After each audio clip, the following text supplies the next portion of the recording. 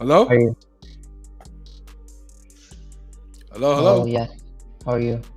Pretty good, man. Welcome back. So, listen, Asif, we've been discussing salvation in Islam and how basically that the way that you get salvation is from it's determined, predetermined by Allah. There's nothing you can do. You have no free will in it.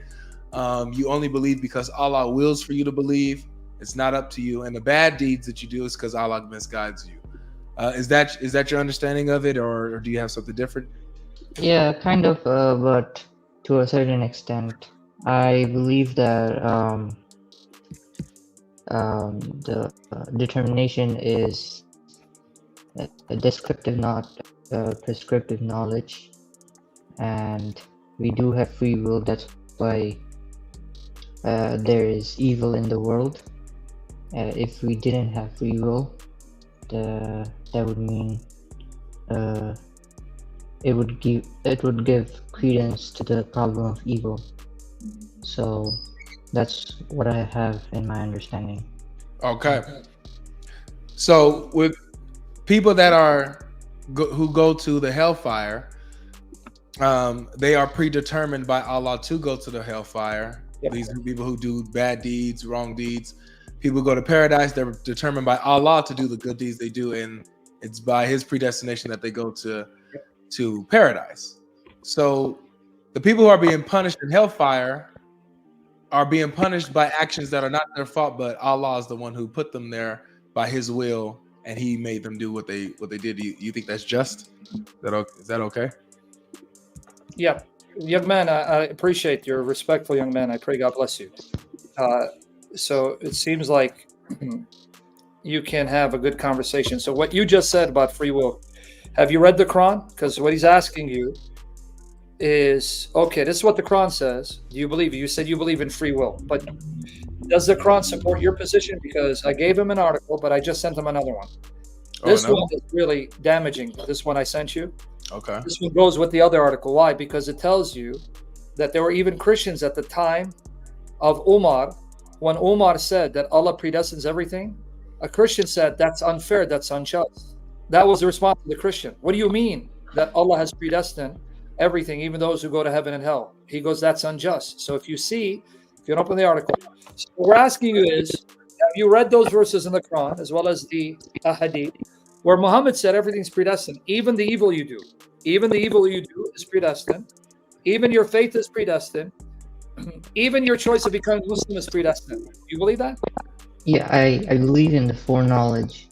And what's the issue with like foreknowledge? Let me explain what you're arguing. Like someone who in the Christian tradition would be an Arminian, Provisionist, or Catholic Orthodox, that God knows what you will do, right? But He hasn't predestined the things you do. According to the Quran and the Sunnah, Sunni Islam, it is not Allah knows what you will do when He creates you. It's Allah has already ordained and programmed you to do the things you do. See the difference? Okay. Now, so before I show you the narrations, if you go all the way to the bottom of the article, you're going to see the quote. Now, guys, this is from Sunni sources. Right there, you see it. Okay. Right there, Kitab al-Athar of Imam Abu Hanifa. Now, if you guys don't know who Abu Hanifa is a renowned Muslim scholar, and there's an Islamic school of jurisprudence attributed to him, what they call madhab. Madhab, you have Hanafi, Shafi'i, you have Maliki, and you have Hanbali.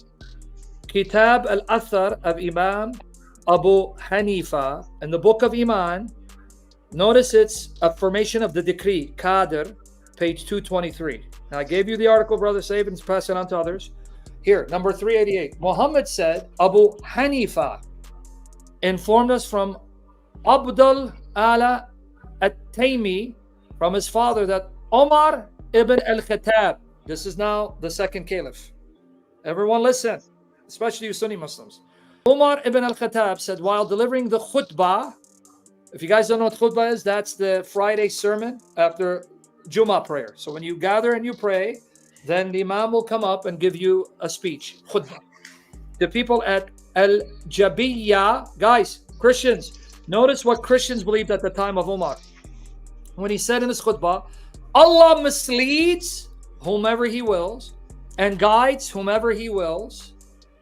One of those priests, Christian, said, what does the Amir al-Mu'mineen, the leader of the believers, say? They said, he says, Allah misleads whomever he wills and guides whomever he wills. And he, the Christian priest, said, that is upside down. Allah is too just to mislead anyone. That saying of his reached Umar ibn al-Khattab, and he said, now look, this is the second caliph. If he gets Islam wrong, then you're going to get it right. Right? And he said, on the contrary, Allah has misled you. You like that? Huh? If it were not for your covenant, I would have struck off your head.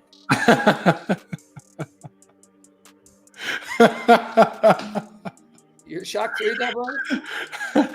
I'm not shocked, but I like his answer. He's not going to refute him. Matter of fact, Allah misled you, man. And if it wasn't for his misleading, y'all would have been struck you. That's a tough response, man. That's a tough response. Wow. So my question to you, young man, this is just one of many. And this is Abu Hanifa. He's not a joke. You know about the madhahib. You have the madhab of, it's called Hanafi. Okay. Here he is, and he's quoting Umar ibn al-Khattab. Not some joke. And we already gave Bukhari and we gave the Quran. We'll come back to it. He says it's not what Allah foreknows that Allah sees. It is Allah has already predestined whether he will misguide you or whether he will guide you astray. All right. Do you agree with this? What I get from the quote that Allah misleads whomever he wills and guides whomever he wills is that when person does evil, Allah forgoes his attachment to him. He does not hold on to him anymore. On the contrary, to the mu'mineen who are very righteous, and in the Quran it's mentioned that those who are righteous, those who are very pious, they are never even oppressed because Allah is always with them. So I interpret the misleading that way, that Allah forgoes any help towards that person. It's not like misleading, like forcing. It's like foregoing the help. I'm sorry, I thought you're finished. No, that's not what the Quran and the Sunnah says. It says the opposite of what you said. So I appreciate you're giving me your interpretation, but I'm going strictly with the Quran and the Sunnah. And since I don't think you're Quran only, right? If you want to go to the Islamic predestination article, you're not Quran only, right? You believe in the Sunnah? Yeah, I believe the Quran and the Sunnah, and the Sunnah just the interpretation of the first three generations. Yeah, okay. Then, I just gave you Umar ibn al-Khattab when the Christian argued your position. Christian argued your position. Allah doesn't mislead anyone. Meaning, how can you say that Allah misleads people and guides whom He wills? Because it's not the context Allah misleads evildoers. Because no Christian would have a problem with God allowing you and handing you over the desires of your heart. The Christian understood Umar saying, and I'm going to show it to you, this is Umar's interpretation. No, Allah has already chosen. I'm going to misguide Avery because I've created him to fill hell with him. But I'm going to guide you because I have been pleased to create you for Jannah. So you're arguing the Christian position who oppose Umar ibn al-Khattab. You're not arguing Umar ibn al-Khattab's position, nor are you arguing Muhammad's position, because as he opens the article, Islamic predestination, you'll see that according to your prophet, Allah has already predestined even the adultery you commit. Even the adultery you commit, He's predestined.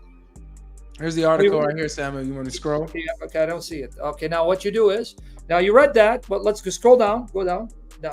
Because I know when I say down, you think up. You're going to see where I show that Allah even predestines evil. They're right there. Right there. Okay. Narrated Ibn Abbas. This is now Sahih Bukhari, Volume 8, Book 77, number 6. Is it 609? Yeah. 609. My eyes, any glasses. Now watch. This is Bukhari. You said you follow Sunnah.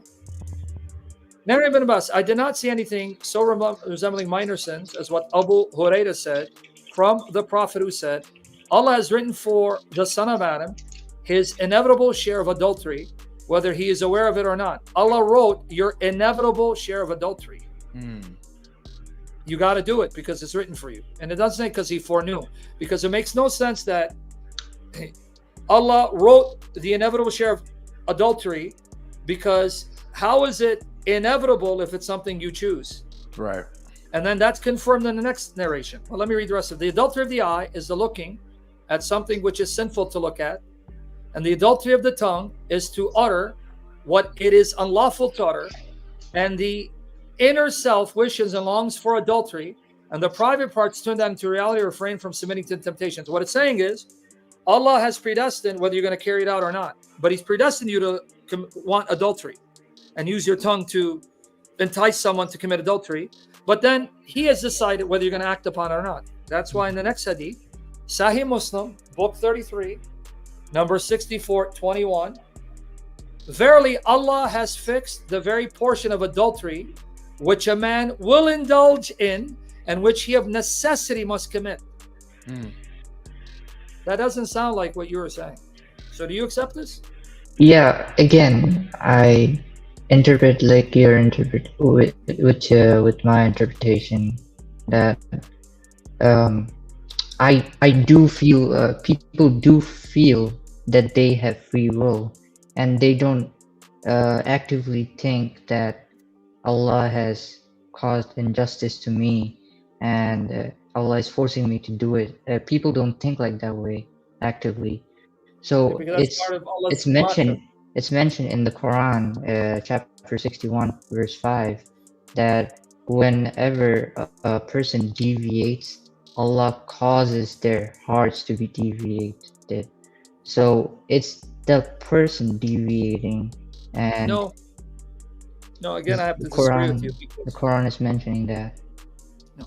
Can you go up again and read from chapter 10, what we read earlier? No, that's if you want to find the fist, you just put Command F and 10, colon, and it'll take you right there. No, that's not the teaching of the Quran. I disagree with you. It's Allah has caused you to deviate in your heart because you cannot believe if Allah doesn't will it. Here, 10, 99, 100. Again, here it is, 10, 99, 100.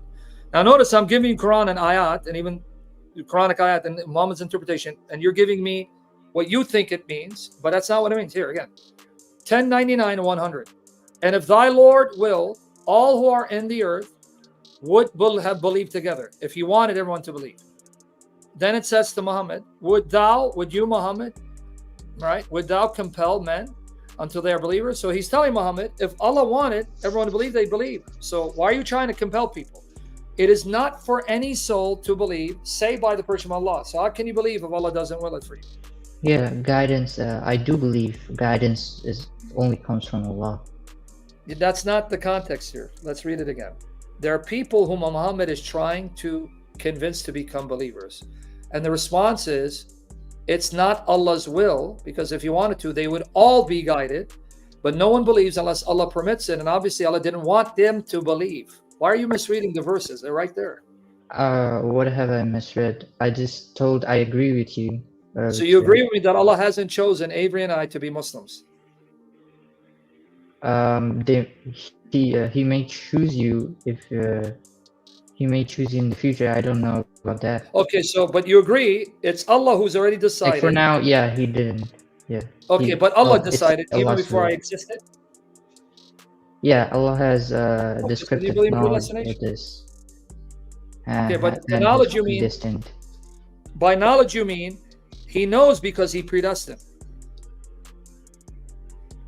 He knows because He predestined. That's how He knows. So Allah knows that Avery will, let's say, he remains a Christian till he dies. In Jesus' name, may he remain a follower of Christ. Allah knows Avery will remain a Christian, never become Muslim, because He predestined that Avery will remain a Christian and never become a Muslim. That's how He knows. That's what all these ayat and ahadith are saying, because we're going to have to reread the other hadith. And then I'm going to show you where the Quran says Allah deliberately created people for hell.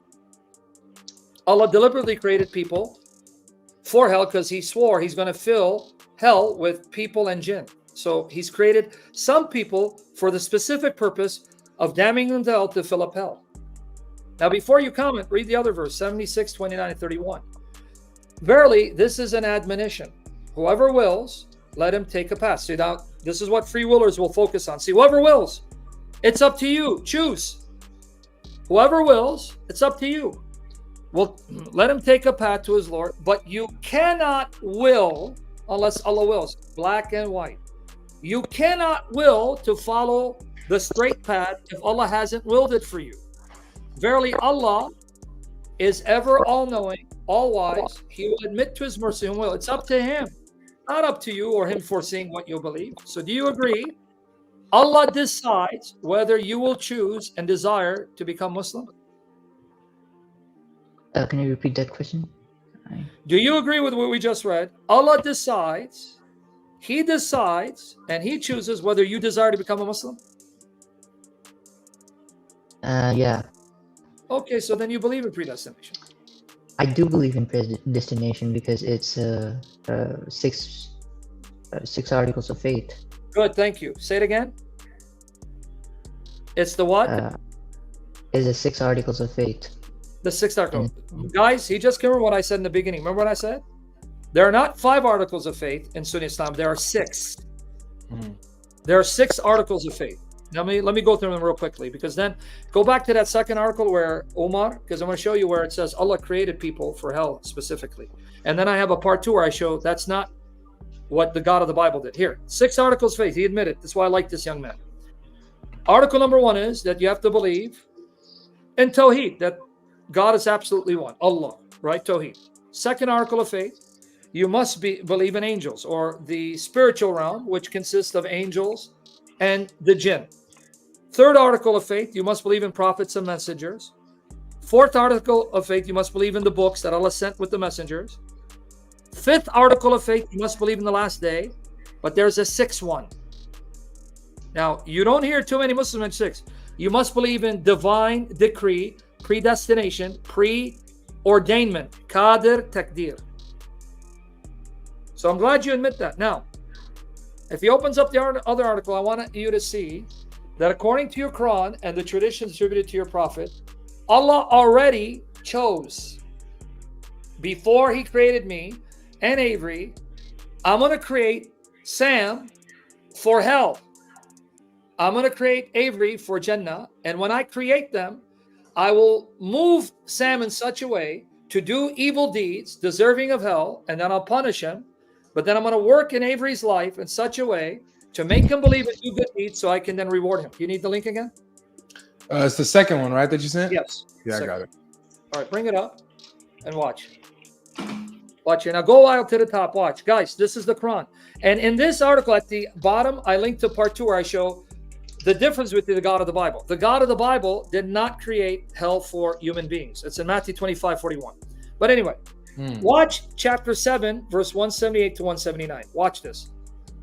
Whomsoever Allah guides. Here it is, guys. Whomsoever Allah guides. He is the guided one.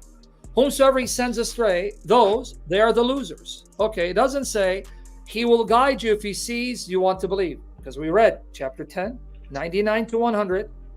Chapter 76, 29 to 31. You cannot choose to believe or desire believe if Allah doesn't choose it for you. So he guides whomever he wants, misleads whomever he wants. They are the losers. And surely we have created many of the jinns and mankind for hell. He's telling you, I have deliberately created many jinn and men so I can damn them in hell. It's not because he foresaw what they would do. And this is why their hearts are the way they are. They have hearts wherewith they understand not. They have eyes wherewith they see not. They have ears wherewith they hear not, because Allah misled them. They're this way because Allah made them this way. They're like cattle, nay, even more astray. They are the heedless ones. How about this one? Chapter 11, verses 118, 119. If thy Lord so willed, he could have made mankind one people. See, he could have made us one, but they will not cease to dispute, except those on whom thy Lord hath bestowed his mercy. See, some he's chosen to show mercy. And for this did he create them. Did you catch that, Avery? He created them to show them mercy, right? Yep. But now watch the other group. And the word of thy Lord shall be fulfilled. Allah has sworn, I will fill hell with jinns and men altogether. Why is Allah already swearing to fill hell with jinns and men when he's about to create? What's going on here? And let me read the final verse for you. Then we have the ahadith. They're there, the article 32:13. If we had so willed, notice guys, again, it's up to Allah. If we had so willed, if we wanted to, we could certainly have brought every soul to true guidance. Meaning, that's not my desire. But the word from me will come true. Now notice why. Guys, it's right there, black and white. Why doesn't Allah want to guide every soul? Because he swore, but the word from me will come true. I will fill hell with jinns and men altogether. Did you catch it, Avery? Yep. You see why Allah will not give every soul its guidance? Because he's already sworn to himself, I got to fill hell with jinn and men, so I got to create jinn and men for hell. So are you okay with this? Are you asking me? Yeah, I'm asking you now that I read it. Please, it's clear. Yeah. Don't try to do No problem. I'm not. I'm just asking you if we go with your argument, what you believe about this subject. What's the problem in it? Like, what's the point you were trying to make? Well, I mean, the point I'm saying is that, number one, that means Allah doesn't truly love and care for every creature. That's number one. That's true. Because if he did, well, I mean, the verses say it. If you want to make my point, I'll make it, and you can respond. If he did, he would have given every soul its guidance. But here we're told, no, there's only some that he has chosen to bestow his mercy on, because he wants to create jinn and men for hell. That means he was pleased to create a group of people known to him for hell, to destroy them. Number two, that means at the end of the day, everything that takes place is really decreed by Allah. So my attacking Islam, my hating Muhammad, let's say, my committing adultery, my murdering, it was decreed for me 50,000 years, according to the hadith, before the creations of the heaven and earth. So Allah created me to not believe in Muhammad. Allah created Avery to attack Muhammad. Now, you can say, maybe Allah, because he already determined Avery will be a Muslim, maybe later on Avery will change, because there's a hadith, which we haven't looked at yet, which I'm going to show you. It's in the first article, where it says, a person of hell will keep doing righteous deeds until the decree overtakes him. When the decree overtakes him, he will now start doing the evil deeds so he can go to hell. And then Muhammad says, a person of Jannah, meaning person chosen for paradise, will be doing bad deeds until the decree overtakes him. Then he'll start doing the deeds of Jannah so he can enter Jannah. So I may hate Muhammad now, but Allah may have decreed that before I die, become Muslim. So I'm going to now believe. So that means at the end of the day, everything that happens is programmed by Allah, and we're simply robotons doing what Allah decreed, and we can't choose otherwise. So then why are you Muslims upset at us for simply fulfilling Allah's decree and attacking Islam? No, I just wanted to know what's your point. Like, okay, you established everything is programmed. You believe that. Now, what's your point? Well, I just gave how you the does point. How does that make? If we just imagine, this religion is tyrannical and this religion is evil, but how does that make it false? Well, it's first of all, it's a moral issue with us, because you believe that Allah has given us a mind to reason, right? Yeah. So Allah has given me a mind to reason that this is evil and cruel, and that shows that Allah is worse than Satan. So that's part of the decree as well, right? Because you gave me my reasoning to reason from Allah's nature that he's evil and wicked, even more wicked than Shaitan.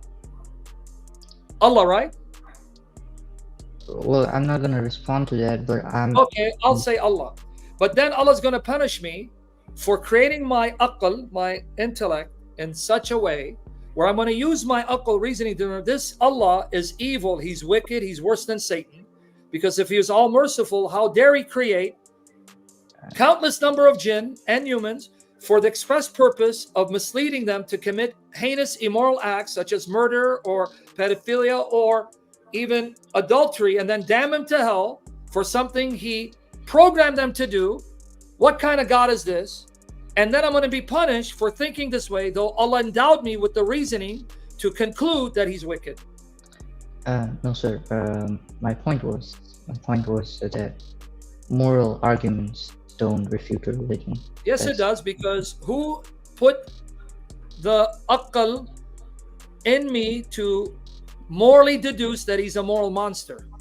Well, if you believe something to be true, it's true whether you believe it's evil or good. Okay, that's fine. So you're admitting Allah's evil and you believe in an evil God. No, all right. No, I'm not saying that. I just told you at the beginning, if we go with your argument that you are true, your interpretation, we go with your interpretation. Forget my interpretation. Did I quote the ahadith? Did I Quran, Sunnah, and I quoted Muhammad, and I quoted Bukhari, and I quoted Sahih Muslim, and I quoted Umar ibn al-Khattab, Abu Hanif? That's the interpretation of the Salaf. Their interpretation. So then do you agree, according to their interpretation, that, okay, yeah, this is Allah and he's evil, and so what? Yeah. We have to deal with an evil God. Big deal. And well, the good news is there's an alternate way for me. When I see the God revealed in Jesus, Allah cannot be that God that Jesus preached. Mm-hmm. Because according to Jesus in my Bible, which you think is corrupt, and by the way, if Allah predestined everything, then he predestined me to believe in a corrupt book and a corrupt message, and it was Allah's will for this corrupt message to spread like wildfire, being the dominant form of Christianity. Yeah. So, right? But in Matthew 25:41, Matthew 25:41, we're told, Jesus says to the wicked on his left, it says, "Depart from me, you accursed, into the everlasting fire, prepared for the devil and his angels." So when God created the fire, it was for the punishment of the devil and angels. He didn't have human beings in heart to damn them to hell. That's Matthew 25:41. Matthew 25:41. So right there, I look at the God revealed in Jesus and say, glory to God.